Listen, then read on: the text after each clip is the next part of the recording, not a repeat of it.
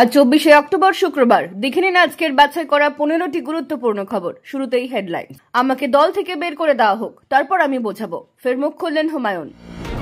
সুদীপ্ত সেনের পর তহসিন আহমেদ, আবারও বাংলায় চিটফান্ড কেলেঙ্কারি, শুভেন্দুর নিশানায় তৃণমূল। ভাইফোঁটায় কালীঘাটে ফের শোভন চট্টোপাধ্যায়, তৃণমূলে জল্পনা। এসআইআর হলেই রাজ্য থেকে বাদ পড়বে 1.5 কোটির বেশি ভোটার, কোচবিহারে বাদ 3 লক্ষ, বিরাট ভবিষ্যৎবাণী নিশীথ প্রামাণিকের। রাজনীতির সমস্ত খবর প্রতিদিন সকালে দেখতে সাবস্ক্রাইব করুন আমাদের চ্যানেলটি বি পলিটিক্স। এবার আসছে বিস্তারিত সংবাদে। আমাকে দল থেকে বের করে দেওয়া হোক, আমি বেরিয়ে যেতে চাইছি, তারপর আমি বোঝাবো এই জেলার রাজনীতি কাকে বলে। বৃহস্পতিবার সাংবাদিকদের মুখোমুখি হয়ে এমনটাই বললেন তৃণমূল বিধায়ক হুমায়ুন কবির। দল ছাড়ার কথা আগেও শোনা গিয়েছে তার মুখে, আর এবার কার্যত হুঁশিয়ারির সুর। মুর্শিদাবাদ জেলায় যারা বিভিন্ন রাজনৈতিক পদে আছে তারা আগে কোথায় ছিল, কিভাবে পদে এসেছে, সেই সব উল্লেখ করে তাদের ছবি দেওয়ালে টাঙানো হবে বলে দাবি করেছেন হুমায়ুন। জেলা সভাপতি অপূর্ব সরকার থেকে শাখা সংগঠনের সভাপতিদের নাম ধরে ধরে এদিন আক্রমণ করেন ভরতপুরের বিধায়ক। এদিন হুমায়ুন কবির বলেন, পুলিশের জুলুমের জন্য বালির গাড়িতে বেশি টাকা খরচ করে সাধারণ মানুষকে কিনতে হয়। পুলিশ তোলাবাজি জুলুমবাজি করে। পুলিশের কর্মীরা তাদের ক্যান্টিনে জিনিসপত্র কিনে বাইরে বিক্রি করে, কিন্তু আর্মি ক্যান্টিনে এরকম কাজ হয় না। বিধায়কদের দাবি, 2023 সাল থেকে তার বিধানসভা এলাকার 2 ব্লক সভাপতিকে সরানোর জন্য চিঠি এসেছে, কিন্তু এখনো তারা সরেনি। এখনো তার কোনো কাজ হয়নি বলেই অভিযোগ। ভরতপুরের তৃণমূল বিধায়কের আরও অভিযোগ, ভরতপুরের উন্নয়নে 1 টাকাও খরচ করেনি তৃণমূল সাংসদ ইউসুফ পাঠান। মাস কয়েক আগে নতুন দল গঠন করার কথা ঘোষণা করেছিলেন হুমায়ুন কবির। মূলত জেলা নেতৃত্বের বিরোধিতা করেই নতুন দল গড়ার সিদ্ধান্ত নিয়েছিলেন হুমায়ুন। তার বক্তব্য ছিল, মুর্শিদাবাদ জেলার নেতৃত্ব খোদ সুপ্রিমো মমতা বন্দ্যোপাধ্যায়ের কথাও মানছে না। 50 থেকে 52টা আসন নিয়ে দল গঠন করার কথাও বলেছিলেন। পরে অবশ্য সেই সিদ্ধান্ত থেকে সরে যান হুমায়ুন। তার সঙ্গে দলের সর্বভারতীয় সাধারণ সম্পাদক অভিষেক বন্দ্যোপাধ্যায়ের সাক্ষাৎ হয়। প্রায় 3 ঘন্টার বৈঠক শেষেই স্পষ্ট হয়ে যায় দলেই থাকছেন হুমায়ুন। বৈঠক শেষে হাসি মুখে বেরিয়ে তৃণমূল বিধায়ক বলেছিলেন, বৃক্ষ তোমার নাম কি, ফলে পরিচয়। চোরের মায়ের বড় গলা বলে একটা প্রবাদ বাক্য আছে গ্রামগঞ্জে। তা যারা চোচ্ছাচর্ম করছে, বালির ঘাট থেকে তুলাবাজি করছে, পুলিশের সাথে তুলা নিচ্ছে, ভাগ নিচ্ছে, পুলিশও মজা পেয়ে গেছে। পুলিশের ক্যান্টিন আছে, মাল ঢোকার সঙ্গে সঙ্গে পুলিশের সব বাইরে সেল করে দেওয়া বা নিজের সেই মাল ক্রয় করে 10% 20% বেশিতে বাইরে বিক্রি করার জন্য মালই পাওয়া যায় না ক্যান্টিন। অথচ আর্মিদের ক্যান্টিনে যান, আপনি সবসময় মাল পাবেন, যাদের কার্ড হোল্ডার তাদের পাবেন। তো এইসবগুলো বলতে গেলে বলে হুমায়ুন কবির দল বিরোধী। তা দল বিরোধী তোমরা করাচ্ছ, তাই করছি, বের করে দাও না। দেখি, আমি বেরিয়ে তো যেতে চাইছি, বের করে দেওয়া হোক, তারপরে বুঝাবো এই জেলায় রাজনীতি করা কাকে বলে। শুধু পরীক্ষা করে নিক, হুমায়ুন কবিরকে সাইড করে দিক, দিয়ে দেখে নিক যে কটা সিট এই যারা মডেল সেজেছে, এই বিশ্ব, এই অপূর্ব সরকার, নিয়ামত হাজি, খলিলুর রহমান, জাকির হোসেন, এই তো নেতা। বাকিদের তো আমি মনে করি তরকারিতে তেজপাতা। সুদীপ্ত সেনের পর তহসিন আহমেদ, আবারও বাংলায় চিটফান্ড কেলেঙ্কারি, শুভেন্দুর নিশানায় তৃণমূল। আসানসোলে প্রায় 300 কোটি টাকার চিটফান্ড জালিয়াতির অভিযোগে তৃণমূল কংগ্রেসের নেতা মাস্টার শাকিল আহমেদের ছেলে তহসিন আহমেদের নামে তোলপাড়। অভিযোগ, তিনি 3 বছর ধরে লাইসেন্সহীন চিটফান্ড কোম্পানি চালিয়ে হাজার হাজার মানুষের কাছ থেকে কোটি কোটি টাকা তুলেছেন। প্রলোভন দেখিয়ে 20 মাসে 1 লক্ষ টাকার বিনিয়োগে 2,80,000 টাকা রিটার্নের প্রতিশ্রুতি দিয়ে প্রায় 3,000 বিনিয়োগকারী প্রতারিত হয়েছেন। অনেকে সঞ্চয়ে জমি বিক্রি ও ঋণের টাকা বিনিয়োগ করে সর্বশান্ত। 15 অক্টোবর থেকে তহসিন পলাতক। বিরোধী দলের নেতা শুভেন্দু অধিকারী তৃণমূলকে আক্রমণ করে বলেন, শাসক দলের মদত ছাড়া এই প্রতারণা সম্ভব নয়। তিনি এসিবিআই ও ইডির তদন্ত এবং প্রতারিতদের ন্যায় বিচারের দাবি জানান। পুলিশ তদন্ত শুরু করলেও তহসিন এখনো অধরা।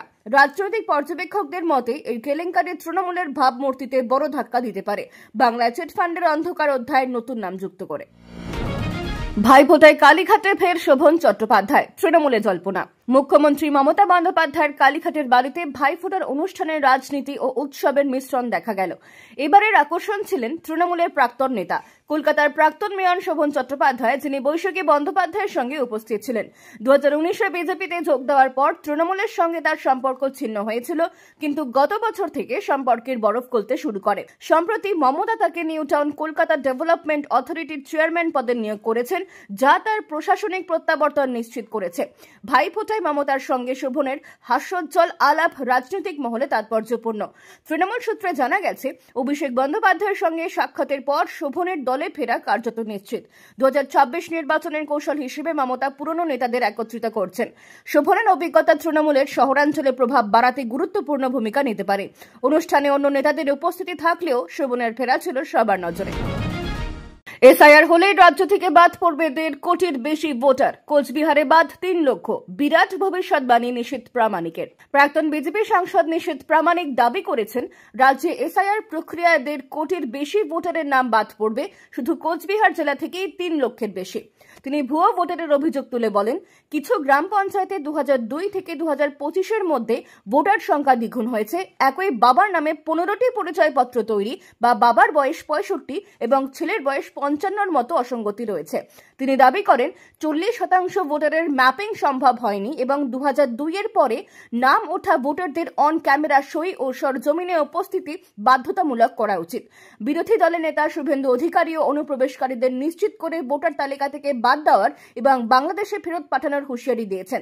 তৃণমূল নেতা রবীন্দ্রনাথ ঘোষ পাল্টা কটাক্ষ করে বলেন, এসআইআর হলে নিশীথের নামই প্রথম বাদ যাবে। এই দাবি পাল্টা দাবিতে রাজনৈতিক মহলে তীব্র বিতর্ক সৃষ্টি হয়েছে। কাকদ্বীপে কালী মূর্তি ভাঙার দায়ে গ্রেফতার নারায়ণ। ঘটনায় রাজনীতি নেই বলে দাবি পুলিশ সুপারের। কাকদ্বীপে কালী মূর্তি ভাঙার ঘটনায় নারায়ণ হালদার নামে একজনকে গ্রেফতার করা হয়েছে। সুন্দরবন পুলিশ জেলার সুপার কোটেশ্বর রাও জানিয়েছেন, মদ্যপ অবস্থায় নারায়ণ এই কাণ্ড ঘটিয়েছে এবং অপরাধ স্বীকার করেছে। পুলিশের দাবি, এটি একটি বিচ্ছিন্ন স্থানীয় ঘটনা, রাজনীতির সঙ্গে যুক্ত নয়। মঙ্গলবার সন্ধ্যায় সূর্যনগর গ্রাম পঞ্চায়েতের একটি মন্দিরে এই ঘটনার পর গ্রামবাসীরা জাতীয় সড়ক অবরোধ করে, যার ফলে গণপরিবহন এবং অ্যাম্বুলেন্স আটকে যায়। বিক্ষোভকারীরা পাথর ছুড়লে পুলিশ মূর্তিটি সুরক্ষিত করতে ভ্যানে তুলে নেয় এবং হাইওয়ে পরিষ্কার করে। দুটি মামলা দায়ের হয়েছে, একটি ভাঙচুর এবং অপরটি অবরোধের জন্য। পুলিশ সিসিটিভি ফুটেজ পরীক্ষা করে অবরোধকারীদের শনাক্ত করছে। অতিরিক্ত বাহিনী মোতায়েন করে শান্তি বজায় রাখা হয়েছে। তৃণমূল দাবি করেছে, পুলিশ তৎপরতার সঙ্গে কাজ করেছে, তবে বিরোধীরা সরকারের বিরুদ্ধে হিন্দু ভাবাবেগ রক্ষায় ব্যর্থতার অভিযোগ তুলেছে। জোটে জিতলেই মুখ্যমন্ত্রী হবেন তেজস্বী যাদব, বড় ঘোষণা কংগ্রেস নেতার। বিহারের আসন্ন বিধানসভা নির্বাচনে মহাগঠবন্ধনের মুখ্যমন্ত্রী পদপ্রার্থী হিসেবে আরজেডি নেতা তেজস্বী যাদবের নাম ঘোষণা করা হয়েছে। বৃহস্পতিবার পাটনায় এক সাংবাদিক বৈঠকে কংগ্রেস নেতা অশোক গেহলট এই ঘোষণা করেন। তিনি জানান, বিকাশশীল ইনসান পার্টির নেতা মুকেশ সাহানিকে উপমুখ্যমন্ত্রী পদপ্রার্থী করা হয়েছে। মহাগঠবন্ধনের প্রচারে নেতৃত্ব দেবেন কংগ্রেস নেতা রাহুল গান্ধী। তেজস্বী ও মুকেশকে সামনে রেখে বিজেপি ও এনডিএর বিরুদ্ধে প্রচার জোরদার করবে মহাগঠবন্ধন। তবে সাংবাদিক বৈঠকের পোস্টারে তেজস্বীর ছবি থাকলেও রাহুল গান্ধীর ছবি না থাকায় বিতর্ক শুরু হয়। এর আগে আসন বণ্টন নিয়ে আরজেডি ও কংগ্রেসের মধ্যে টানাপোড়েন ছিল, যা কাটাতে গেহলট পাটনা পৌঁছান। তেজস্বীকে মুখ্যমন্ত্রী পদপ্রার্থী ঘোষণার মাধ্যমে মহাগঠবন্ধন নির্বাচনী প্রস্তুতি জোরদার করেছে। স্বাস্থ্যকেন্দ্রে ঢুকে দাপাদাপি, পাথর মেরে নার্সের মাথা ফাটালেন মদ্যপ ব্যক্তি। বীরভূমের মোহাম্মদবাজার থানার কাইঝুলি বিপিএইচসিতে মদ্যপ অবস্থায় এক স্থানীয় যুবক রাজীব কাহার নার্স রীনা মণ্ডলের উপর হামলার অভিযোগে আটক হয়েছে। ঘটনাটি ঘটে যখন রীনা কাজ শেষ করে বাড়ি ফিরছিলেন। অভিযুক্ত ওষুধের দাবি করে হঠাৎ পাথর দিয়ে রীনার মাথায় আঘাত করে। আহত রীনাকে সিউড়ি সুপার স্পেশালিটি হাসপাতালে ভর্তি করা হয়, যেখানে তার মাথায় 22টি সেলাই পড়েছে। স্থানীয়রা অভিযুক্তকে ধরে পুলিশের হাতে তুলে দেয়। রীনার স্বামী সন্তোষ ঘোষ জানান, মদ্যপ যুবক দরজা বন্ধ করে হামলা চালায় এবং একজন মহিলার চিৎকার শুনে দরজা খোলার পর অভিযুক্ত পালায়। তিনি নির্জন স্থানে স্ত্রীকে আর কাজে পাঠাতে চান না বলে আতঙ্ক প্রকাশ করেন। এই ঘটনা হাওড়ার উলুবেড়িয়ায় একটি চিকিৎসককে হুমকির পর মহিলাদের নিরাপত্তার প্রশ্ন তুলেছে। হাসপাতালে এসে খগেন মুর্মুকে ভাইফোঁটা দিলেন ইংরেজ বাজারের বিজেপি বিধায়ক শ্রীরূপা। বিজেপি সাংসদ খগেন মুর্মু শিলিগুড়ির একটি বেসরকারি হাসপাতালে চিকিৎসাধীন। তাকে ভাইফোঁটা দিতে বৃহস্পতিবার মালদা থেকে হাসপাতালে আসেন ইংরেজ বাজারের বিধায়ক শ্রীরূপা মিত্র চৌধুরী। 6 অক্টোবর নাগরাকাটায় ত্রাণ বিলি করতে গিয়ে খগেন মুর্মু ও বিধায়ক শঙ্কর ঘোষ বিক্ষোভের মুখে পড়েন। অভিযোগ, কয়েকশো মানুষ লাঠি, জুতো ও পাথর নিয়ে তাদের উপর হামলা করে। পাথরের আঘাতে খগেন রক্তাক্ত হন, তার নাক ও চোয়ালের হাড় ভেঙে যায় এবং কথা বলতে কষ্ট হচ্ছে। শঙ্করকেও ধাক্কা দেওয়া হয়। হয়। দুজনকে উদ্ধার করে হাসপাতালে ভর্তি করা হয়। মুখ্যমন্ত্রী মমতা বন্দ্যোপাধ্যায় খগনের সঙ্গে দেখা করেন। শিরোপা তৃণমূলকে দায়ী করে এই হামলাকে নজিরবিহীন বলে করা শাস্তির দাবি জানান এবং খগনের দ্রুত সুস্থতার জন্য প্রার্থনা করেন।